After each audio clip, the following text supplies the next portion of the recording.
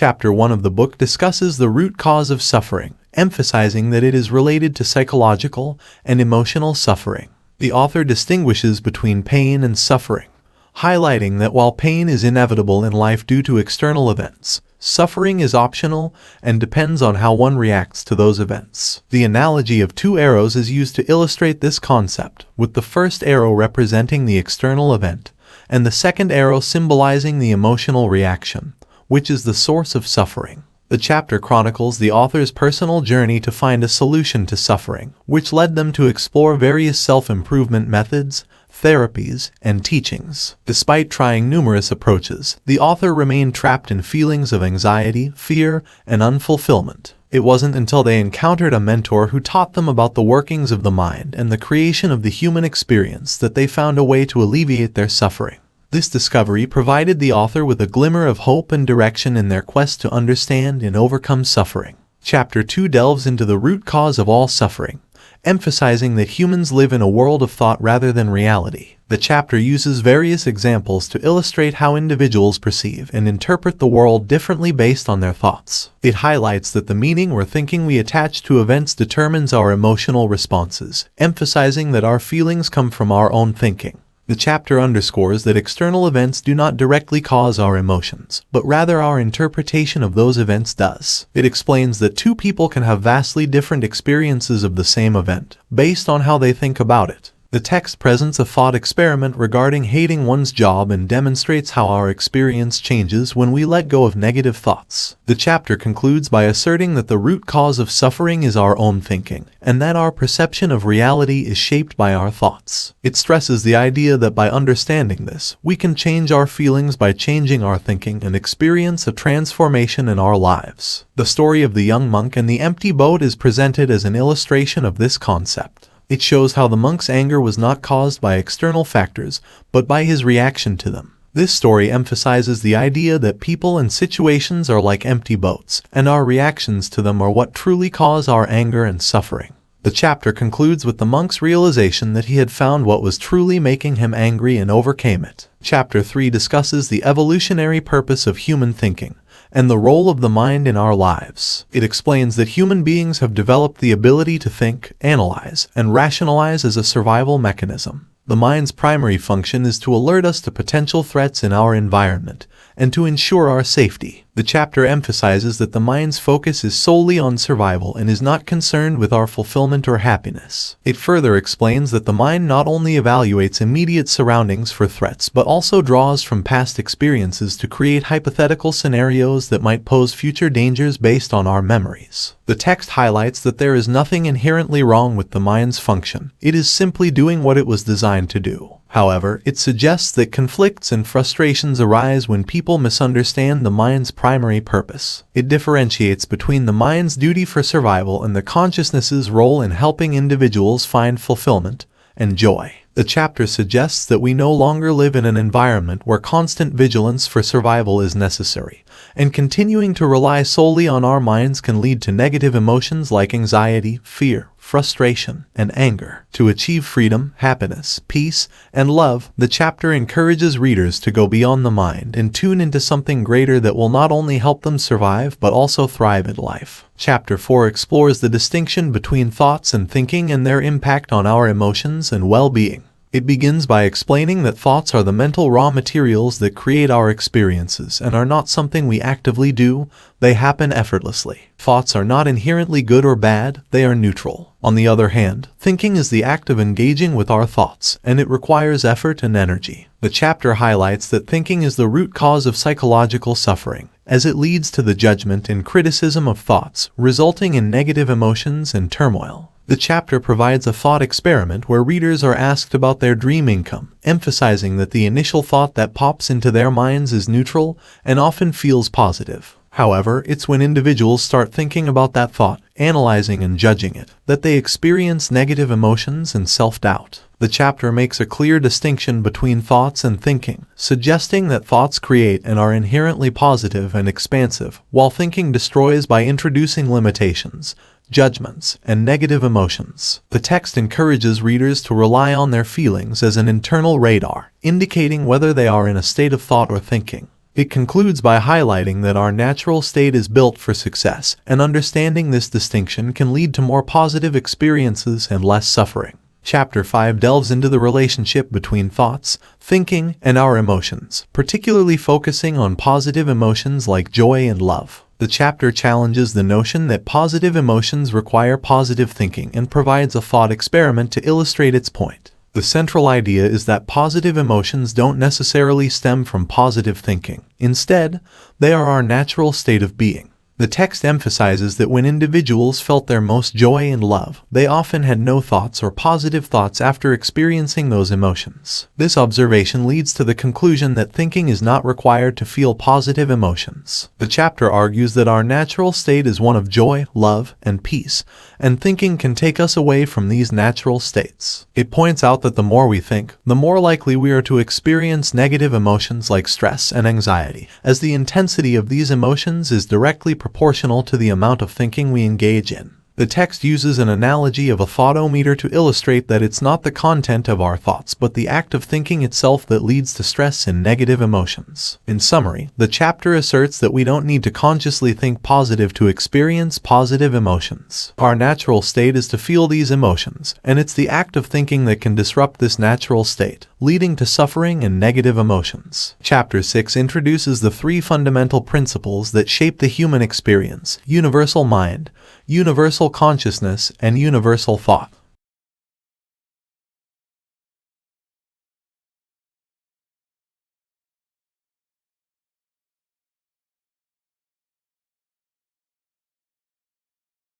One, universal mind. This principle represents the intelligence behind all living things. It is the life force and energy present in everything in the universe. Universal mind is responsible for the innate knowledge that allows acorns to grow into trees, planets to maintain their orbits, and our bodies to heal and self-regulate. It is the source of all thoughts and is often equated with concepts like God, infinite intelligence, the quantum field, and source. When we are in tune with universal mind, we experience feelings of wholeness, love, joy, peace, and inspiration. The illusion of separation arises when our thinking blocks this connection, leading to feelings of loneliness, frustration, anger, and fear. 2. Universal consciousness. This principle refers to the collective consciousness of all things. It provides awareness of our existence and thoughts, allowing us to perceive and experience the world. Without universal consciousness, our senses would serve no purpose, as there would be nothing to be aware of. It is the element that animates and makes things perceivable. 3. Universal thought. Universal thought is the raw material of the universe, which we use to create our experiences. It encompasses our ability to think and shape the energy of universal mind into form. Thoughts are what we perceive through universal consciousness. Without thought, there would be nothing to be aware of. It's like the source of information that allows us to watch a movie on TV. Consciousness is the mechanism that brings the information to life, and universal mind serves as the invisible energy connecting and powering all things, much like the electricity needed to operate a TV and DVD player. Understanding these three principles provides insight into the nature of our human experience and offers a foundation for making changes, alleviating suffering, and creating from a deeper source of wisdom and awareness. Chapter 7 discusses how to reduce thinking, which is identified as the root cause of suffering. The chapter employs a Zen parable to illustrate the idea that thinking is responsible for creating both hellish and heavenly experiences. The key takeaways are as follows. 1. Reducing thinking. The goal is not to stop all thoughts but to minimize the time spent in thinking. This can lead to living in a more blissful state most of the time. By being aware of our thinking and recognizing it as the source of suffering, we automatically become detached from it. There is no need for active effort, it happens through pure presence in the moment. 2. The parable of clear water. An analogy using a bowl of dirty water demonstrates that, given time and without disturbance, dirt naturally settles, making the water clear. Similarly, if we allow our thinking to settle without actively trying to control or filter it, our minds become clear. Our mind's natural state is clarity, and we can recognize that excessive thinking stirs up the dirt, making our minds cloudy. 3. Quicksand analogy. Attempting to fight our thinking amplifies negative emotions, much like struggling in quicksand intensifies its grip. The way out is to stop struggling and allow our natural inner wisdom to guide us back to clarity and peace. 4. Oscillation between thinking and non-thinking. It's normal for humans to fluctuate between thinking and non-thinking. We can't control or prevent this oscillation, but we can reduce the time spent in thinking, creating more moments of joy, peace, and love. 5. Uncover our inherent peace. We possess an inherent state of peace, love, joy, and fulfillment beneath our thinking. We may forget it at times, but it is always present. Recognizing this can provide true peace and help us appreciate the natural ebb and flow of our human experience. This chapter emphasizes that we can always return to a state of non-thinking and rediscover our inherent clarity and peace, even when we temporarily get caught up in our thinking. Chapter 8 explores the idea of thriving in the world without thinking, emphasizing the concept of flow or mushin, where peak performance is achieved in a state of non-thinking. Key points include 1. The state of flow. The chapter begins by asking readers to reflect on the thoughts in their minds when they are fully engaged in their best work, fully captivated by the present moment. The insight is that when we are in a state of flow, doing our best work, there are no thoughts in the moment, or any thoughts are flowing through us effortlessly without conscious thinking. 2. Peak performance. It is pointed out that peak performance, whether in sports, creative endeavors, or any aspect of life, often occurs when individuals are in a state of flow or the zone. During such moments, there is an absence of overthinking or conscious thoughts. 3. Mushin. The Japanese concept of mushin is introduced as a state where the mind is free from random thoughts, anger, fear, and ego. It is associated with optimal performance, particularly in martial arts. Mushin allows for instinctive, subconscious reactions to direct actions without hesitation. 4. Overthinking hindrance. The chapter suggests that thinking and overanalyzing hinder performance. When we engage in excessive thinking, it can lead to hesitation, doubts, insecurities, and fears. Optimal performance is achieved when we enter a state of non-thinking, free from the limitations of the ego. 5. Practical experience. The chapter encourages readers not to simply adopt this belief but to experience it for themselves. By entering a state of non-thinking and experiencing the flow, individuals can gain personal insight into the concept of thriving without thinking.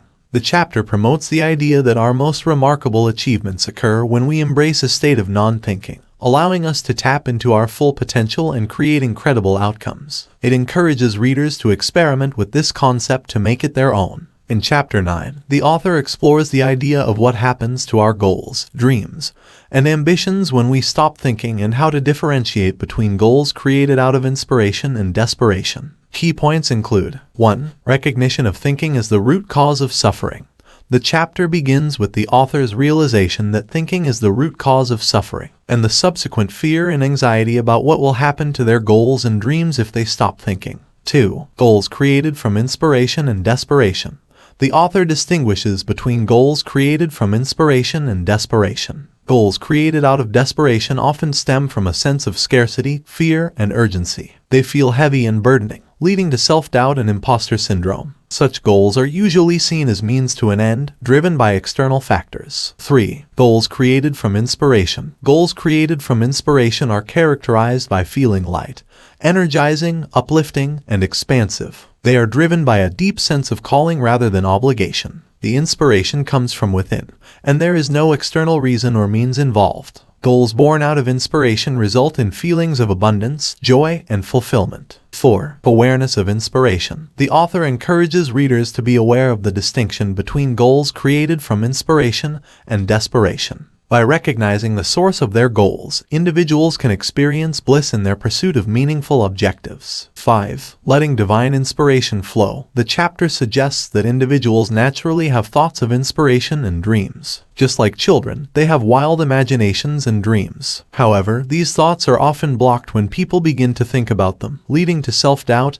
and anxiety. 6. A question to access divine inspiration.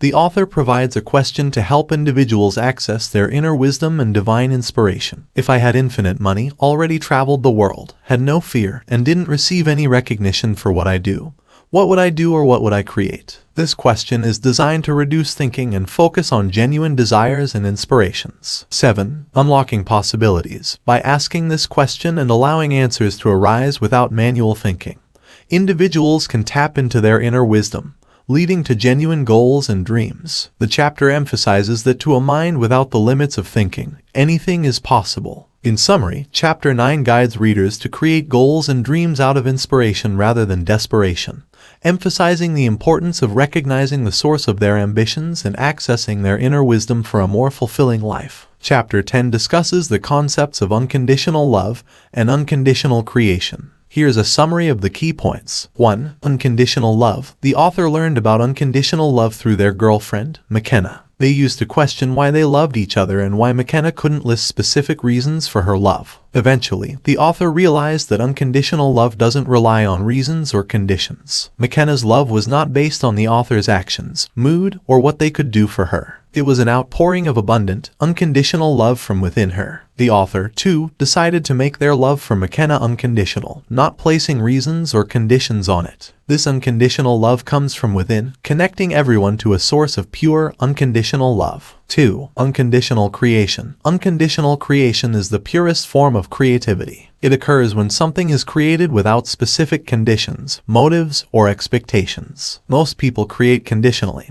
aiming to achieve goals that often lead to external rewards such as money or recognition. However, unconditional creation involves creating something simply for the sake of creation, without the need for any external validation or purpose. This kind of creation is rooted in abundance and often results in innovative, unique, and revolutionary outcomes. Unconditional creation is a means to itself, and it's a direct path to experiencing feelings of fulfillment and joy. It can only be pursued when one is in a state of non-thinking, and it leads to a sense of flow, oneness, and a connection with the universe or a higher power. In summary, Chapter 10 delves into the profound concepts of unconditional love and unconditional creation. Unconditional love is about loving without reasons or conditions, connecting with an inner source of love. Unconditional creation is the act of creating for the sake of creation itself, free from external motives and expectations, leading to a sense of fulfillment and a deep connection with the creative process. Chapter 11 discusses what to do after experiencing peace,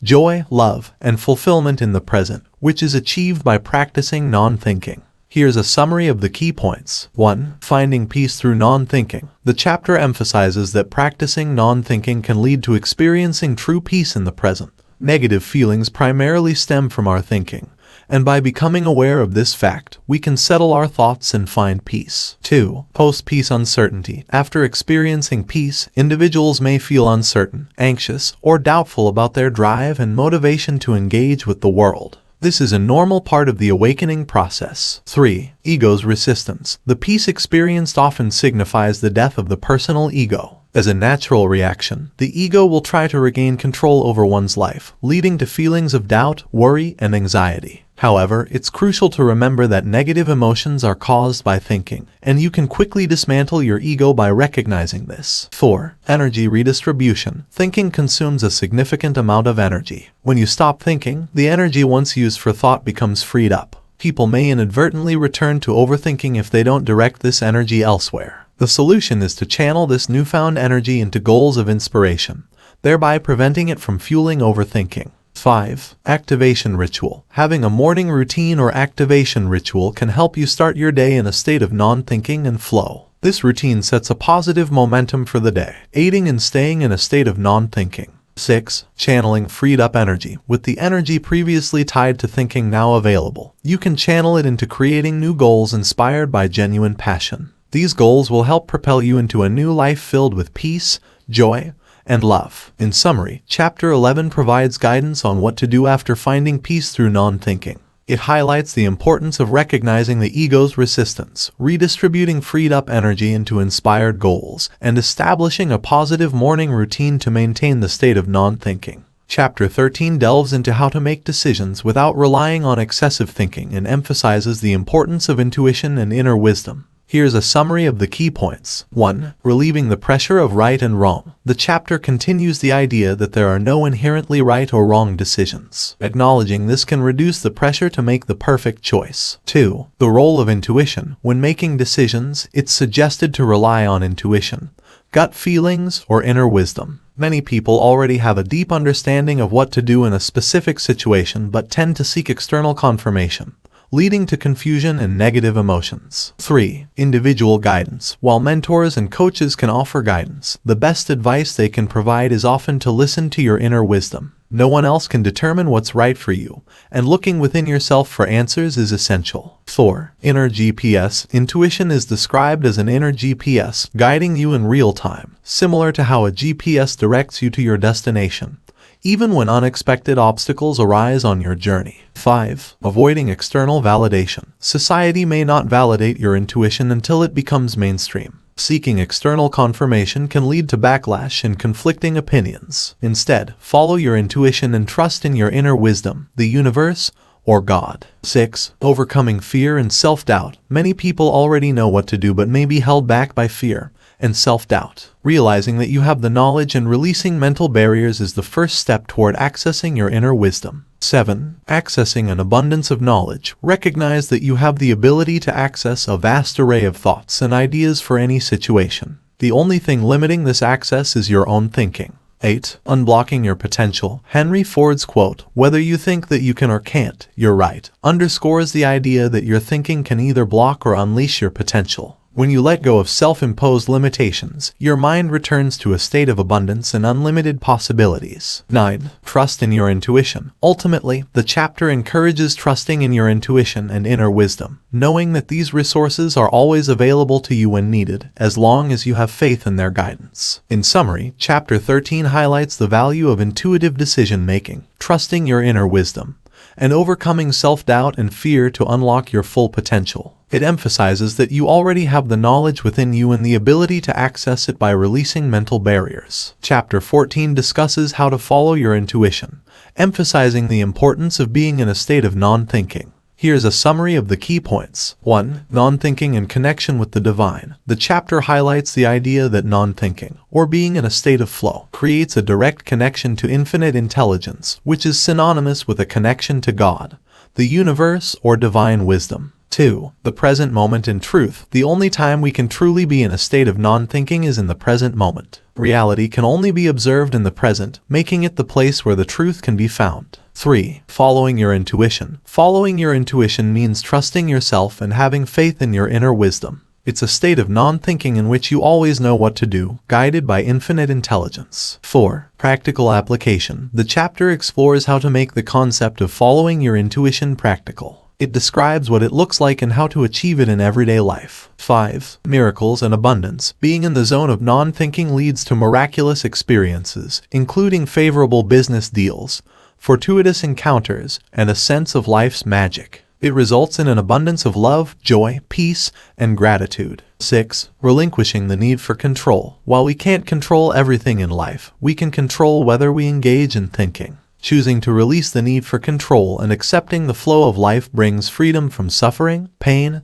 and frustration. 7. Creating your reality. The chapter emphasizes that it's not about controlling life, but about choosing how you feel. You can manifest a positive reality by letting go of thinking and allowing your inner wisdom to guide you. 8. The role of faith and trust. Unwavering faith in the universe's ability to orchestrate the how of what you want is crucial. You don't need to know the how, instead, you need to focus on the what. 9. Listening to your intuition. Your intuition often goes against logical or rational thinking, presenting itself as a gut feeling or a divine thought. Following your intuition may lead to unpredictable but miraculous outcomes. 10. Overcoming fear of the unknown. Intuition operates in the space of the unknown, and fear often arises when stepping into this realm. Trusting your intuition and entering the unknown can lead to extraordinary experiences. 11. Creating in the realm of infinite possibilities. To manifest what you desire, you only need to know what you want, not how it will happen. Your personal mind tries to predict outcomes based on the past,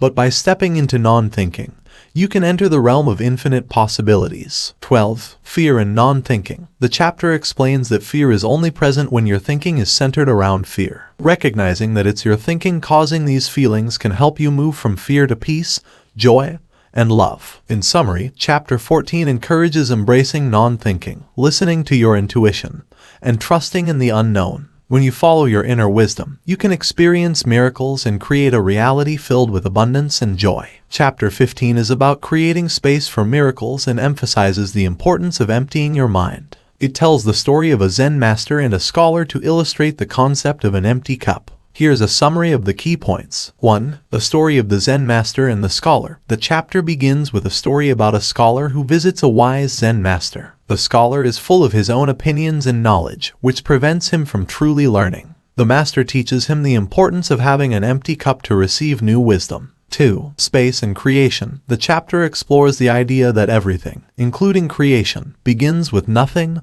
or space. It's referred to as the great nothingness. To have new thoughts and ideas that can change your life, you must create space in your mind by letting go of old thinking. 3. Creating space through non-thinking. The book highlights that non-thinking, or ceasing strenuous efforts to think, create space in your mind for new thoughts and ideas to enter. Asking questions that challenge your current thinking is also an effective way to create this space. 4. Examples of space creation. The chapter provides examples of individuals like great athletes, Thomas Edison and Albert Einstein, who understood the concept of creating space for new ideas. They would rest or engage in activities unrelated to their problems to allow insights to come to them. 5. Divine downloads. The book introduces the idea of receiving divine downloads when facing challenges. The process involves becoming aware that your thinking is the source of negative emotions, surrendering manual thinking from the personal mind, and having faith in your inner wisdom for the answer. Becoming aware of any feelings that arise as you surrender and amplifying feelings of love,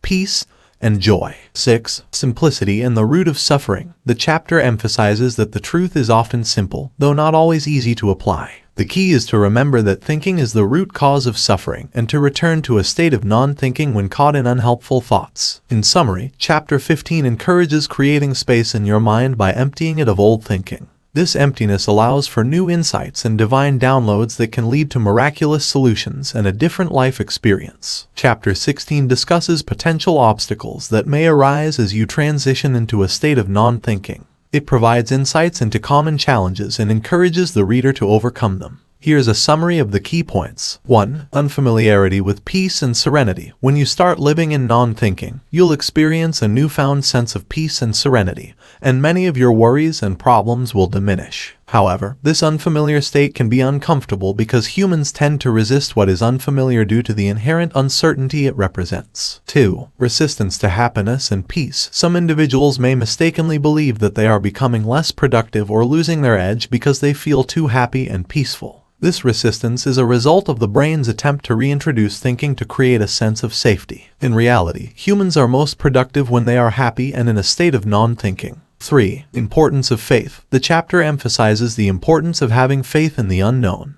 It encourages you to trust that the universe is working for you, not against you, and that everything happens for a reason. There are no failures in life, only opportunities for growth. The unknown is where all possibilities exist, including the potential for significant life changes. 4. Recognizing the mind's tactics. The book warns that your mind will attempt to convince you that something is wrong when you're too content. It's essential to recognize these tactics and resist falling back into old patterns of thinking that cause pain and suffering. 5. Freedom to choose. You have the choice to remain in a state of happiness, peace, and love, or to return to familiar patterns of suffering. This choice involves embracing the unknown and having faith in a better future. 6. Acceptance and forgiveness. If you do fall back into thinking, the book encourages you not to blame or punish yourself. Recognize that thinking is a natural human tendency, and that catching yourself in the act is sufficient to return to a state of peace and happiness. In summary, Chapter 16 prepares you for the potential obstacles you may face as you adopt a non-thinking mindset.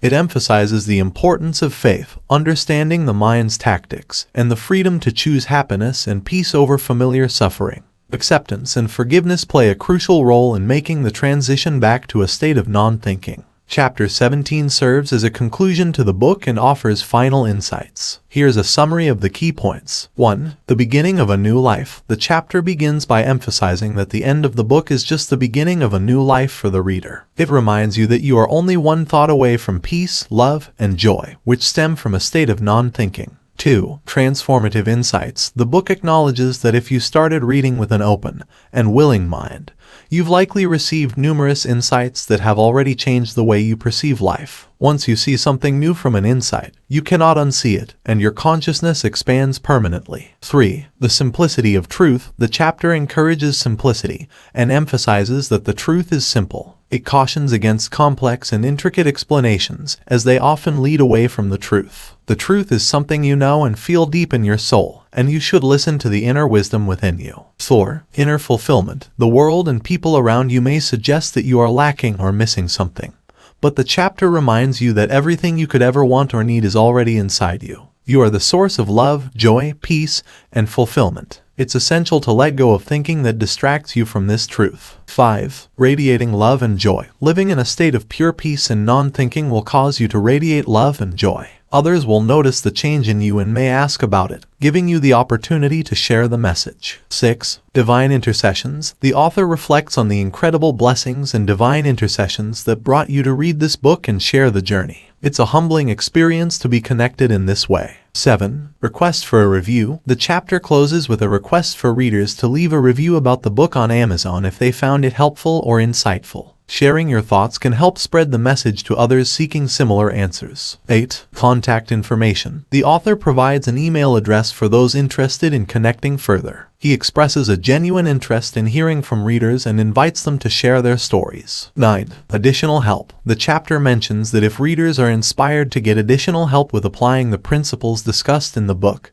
they can visit the author's website to explore possibilities for working together. In summary, Chapter 17 serves as a concluding message that encourages readers to embrace the insights gained from the book and apply the principles of non-thinking in their lives. It emphasizes the simplicity of truth, inner fulfillment, and the transformative power of these teachings. The author expresses gratitude for the reader's journey and invites them to connect further.